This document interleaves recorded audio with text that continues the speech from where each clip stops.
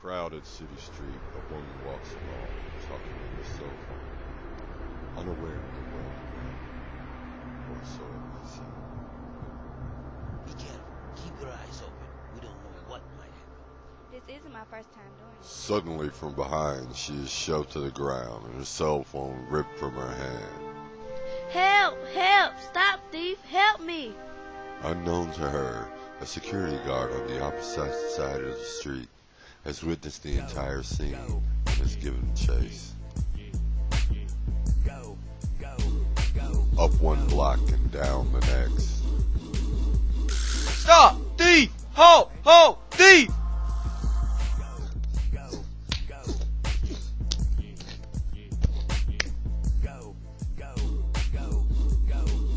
Come here! Gotcha! Get your damn hands off me! Calm down. Take it easy. Take it easy. This ends now. Today's your lucky day.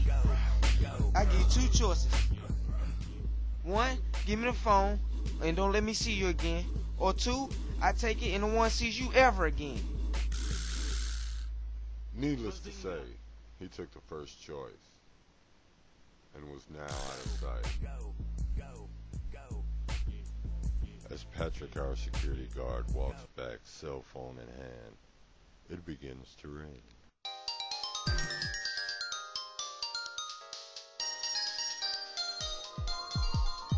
Hello? Very impressive. The way that you saw it wrong and tried to right it, with no thought of your own safety, you rushed right in to help. Where did you learn those moves? Who's your teacher? What style of fighting was that? You're pretty good. Who is this? Patrick's frustration builds in his throat.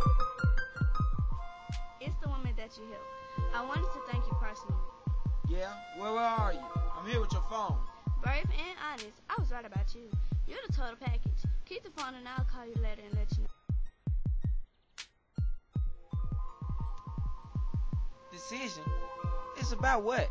I've got to go now. We've got more interviews, but don't worry. You're at the top of the list. Talk to you later, Patrick.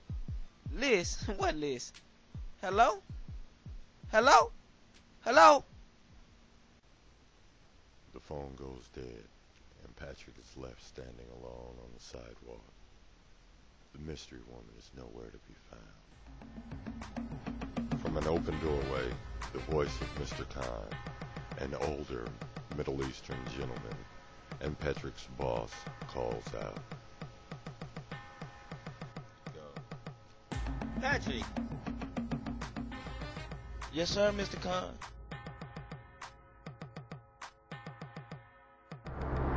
This had not been the first time that Patrick had left his post to help a stranger. Patrick, where have you been? I had to go help this lady. She was being Stop. Patrick, you work here for me in my store, not on the street and not for the public. While you were off helping women in distress, I could have been killed, or worse, robbed. I'm sorry, Patrick, my friend. I like you. You're a good guy, but I must let you go. Clean out your locker. I can no longer have you work here for me. As Patrick walks home alone, he reviews in his mind the events of the day, the choices that he's made, the choices that he gave, the mystery woman and all.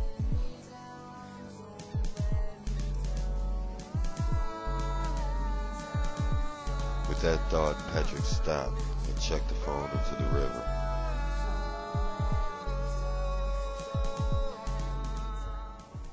Later that same night,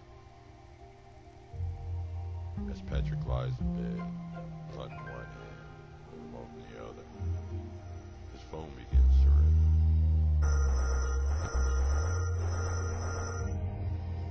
Did I wake you, Patrick? Hello? Yeah. No, I mean, who are you? Do you know I lost my job because of you? I'm so sorry.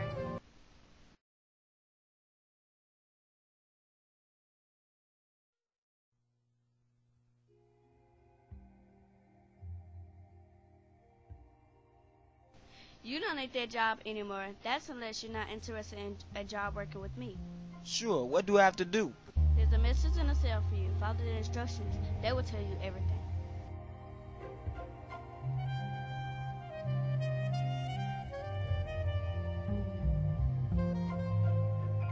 Don't lose it. See you in the morning, Patrick.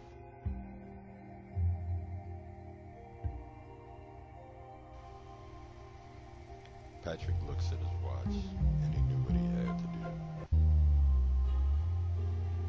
Without a second thought, Patrick was out the door, on his way to the bridge. His mind raced as he approached the bridge.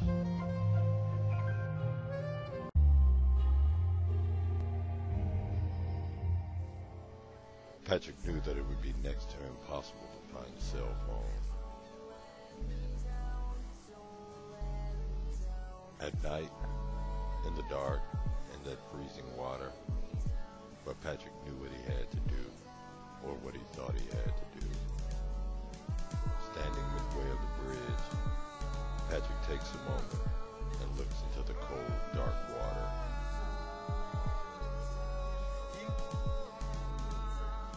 What have I got myself into? No, wait. Patrick, don't jump.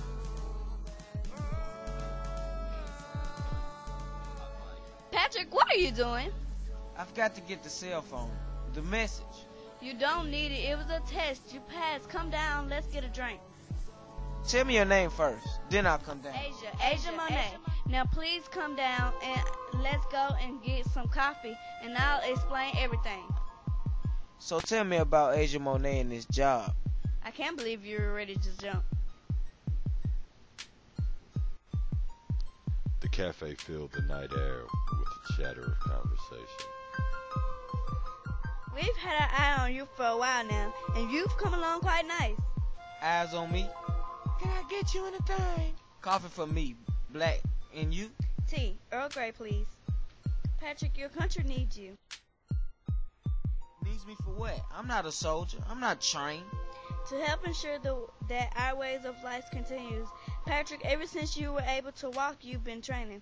Your father made sure of that. Think about it. Patrick searches his mind for a clue to what Asia is saying, but he had no idea what she meant by training and what his father had to do with it. At the age of 5, you started martial arts that you continue to this very day. Going to the guns range at the age of 10 and winning most of your matches until you were 18 years old. Not to mention the first aid survival and rescue training. Your father did a great job with you. No wonder. He was one of our best agents that we've ever had. I've heard all about him. Your Earl Grey tea, miss, and your black coffee, sir. Enjoy. If there's anything else I can do for you, just let me know. My father was a cop. He was no spy agent. He was just a Chicago beat cop. The police department was his cover. He was one of the first agents of the Omega7. And now it's time for you to take up where your father left off. What do I have to do, and what is my cover? It's a security guard, silly. It's what you're comfortable with. Did you think you were gonna get a black suit and a sports car? Secrets, Patrick. Everything must seem normal. So what do you say, Patrick? Are you in? If so, we will contact you when we need you. How will you contact me? By cell, we put one in your apartment already. Couldn't take any chances on losing it in the river. With Patrick now on board, Asia gulps down her tea and rises from the table. I can't wait to work with you. Coffee's on me. Enjoy. Patrick sits alone at the cafe, thinking about all that has happened in the past 2 days. What have I gotten into? 6 months later, in the early hours of the a.m.,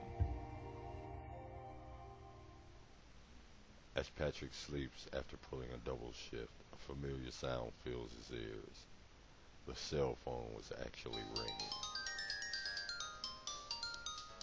Patrick blindly feels along the bedside table.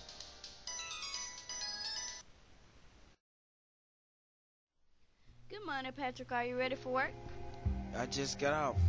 No, I mean your real job. What do I have to do and when? There's a situation in Florida.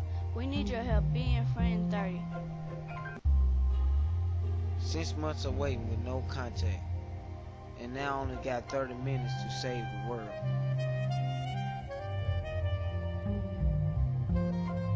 Patrick showers and thinks of reasons why he's going God knows where, with God knows who, to do God knows what. The only reason that made any kind of sense was that he had fallen for the mystery woman known to him as Asia Monet, agent of the Omega7, and that was good enough for him.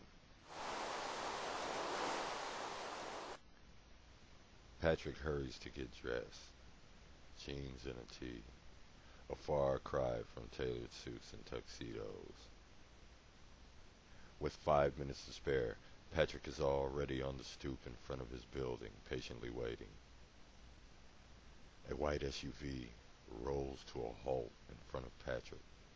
The window comes down, and out comes the voice.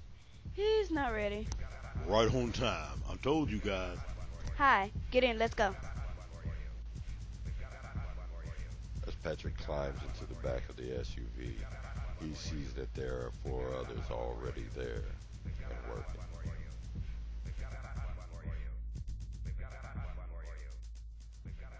Asia gives Patrick the computer keyboard and tells him to get familiar with the rest of the unit.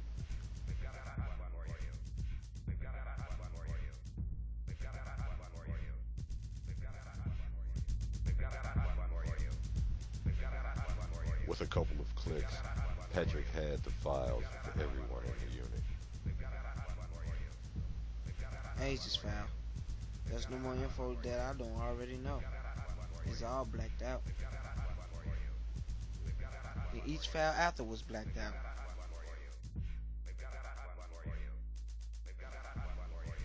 No information to go on, just the basics. A couple of current photos, height and weight, that's all.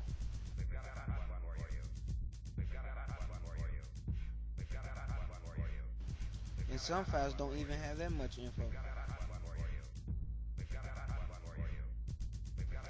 One file is completely blacked out. No information, not even that picture. Just their name, J.J. Smith. They even have a file on me that's also blacked out like that.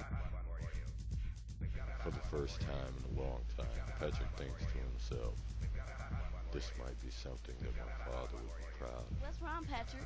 This isn't the way to the airport. Where are we going now? I thought... No airport, we're driving. Asia explains. We need time to get up to speed on the mission, so we drive.